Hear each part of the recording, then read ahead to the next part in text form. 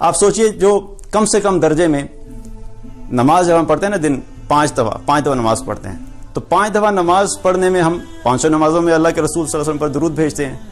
لیکن اس کے ساتھ ساتھ ویسے بھی اللہ کے رسول صلی اللہ علیہ وسلم پر درود بھیجنا. لیکن آپ سوچئے کہ جو شخص نماز میں بھی درود بھیجتا ہو، پھر صبح بھی درود بھیجتا ہو، شام میں بھی درود بھیجتا ہو، اور چلتے پھرتے بھی درود شریف پڑھتا رہتا ہو، جو اتنی کثرت سے درود پڑھتا ہوگا اس کی زندگی میں کتنی رحمتیں ہوں گی، اس کے گھر میں کتنی رحمتیں ہوں گی، اس کی پوری زندگی میں کتنی رحمتیں اور برکتیں ہوں گی، آپ اس کا اندازہ لگا سکتے ہیں. لیکن اسی کے ساتھ ساتھ جو شخص نماز بھی نہیں پڑھتا،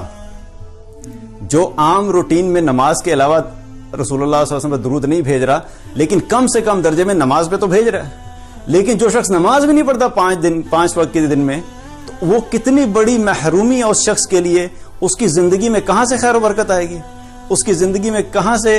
خوشی، راحت اور چین آئے گا. نہ وہ نماز بھی چھوڑ دی، اور نماز کے ساتھ ساتھ کیا ہوا کہ رسول اللہ صلی اللہ علیہ وسلم پر درود بھیجنا بھی چھوڑ دیا. تو نماز میں تو پڑھنا ہے، لیکن ہم نے اپنی زندگی میں درود کو امپورٹنس دینی ہے اور کثرت سے درود بھیجنا ہے. ہم نے کثرت سے رسول اللہ صلی اللہ علیہ وسلم پر درود بھیجنا ہے، کیونکہ ایک اور روایت میں آتا ہے، ترمذی کی روایت ہے، آپ صلی اللہ علیہ وسلم نے کیا فرمایا کہ قیامت والے دن میرے قریب سب سے زیادہ وہ شخص ہوگا جس نے مجھ پر سب سے زیادہ درود بھیجا ہوگا. میں اور آپ چاہتے ہیں کہ ہم رسول اللہ صلی اللہ علیہ وسلم کے قریب ہوں. ہر مسلمان کی خواہش ہوتی ہے کہ آپ صلی اللہ علیہ وسلم کے قریب ہوں، ہم قیامت کے دن اور جنت الفردوس میں بھی آپ صلی اللہ علیہ وسلم کا ساتھ ملے. تو ہمیں اپنے آپ سے یہ سوال کرنا چاہیے کہ ہم آپ صلی اللہ علیہ وسلم پر روزانہ کتنی دفعہ درود بھیجتے ہیں،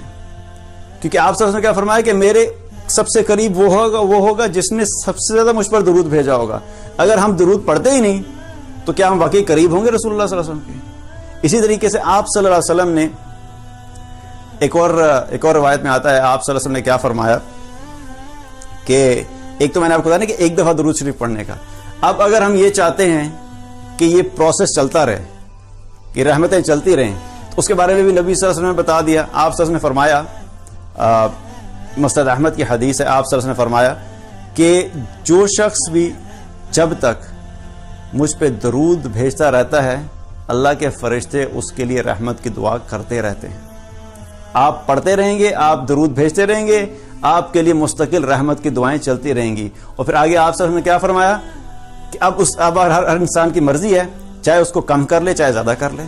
کیا مطلب کہ اب اپنے ہاتھ میں ہے کہ اگر کتنی رحمتیں اپنے لیے سمیٹ سکتے ہو. جو شخص جتنا زیادہ درود پڑھتا رہے گا اتنی ہی رحمتوں کا سلسلہ چلتا رہے گا، جو کم پڑھے گا اس کے لیے کم رحمتیں ہوں گی. تو اب ہمارے اپنے ہاتھ میں ہے کہ ہم کتنا زیادہ اللہ کی رحمتوں کو سمیٹ سکتے ہیں. آپ سوچئے اس ذات کا، آپ سوچئے رسول اللہ صلی اللہ علیہ وسلم کے بارے میں کہ کیسی ذات ہیں کہ جن کے اوپر ایک دفعہ درود بھیجنے سے اللہ تعالیٰ تمام کائنات کے فرشتوں کو کہتا ہے کہ میرے اس بندے کے اوپر 10 دفعہ رحمت کی دعا کرو اس بندے کے لیے. تو جو شخص رسول اللہ صلی اللہ علیہ وسلم کی زندگی کے مطابق زندگی بسر کرے گا، اس کا کیا مقام ہوگا اللہ کے سامنے، اس کی زندگی میں کتنی خیر و برکت ہوگی. جو ہر معاملے میں رسول اللہ صلی اللہ علیہ وسلم کو اپنا آئیڈیل بنا کے چلتا ہے، جو ہر معاملے میں رسول اللہ صلی اللہ علیہ وسلم کو کاپی کرنے کی کوشش کرتا ہے، جو ہر معاملے میں رسول اللہ صلی اللہ علیہ وسلم کی زندگی کے مطابق اپنی زندگی کو ڈھالنے کی کوشش کرتا ہے، ایسے شخص کی زندگی میں کتنی خیر و برکت ہوگی اس کا آپ اندازہ لگا سکتے ہیں. تو جہاں پر ہم نے باقی اعمال پہ فوکس کرنا ہے، ہمیں اپنے اذکار میں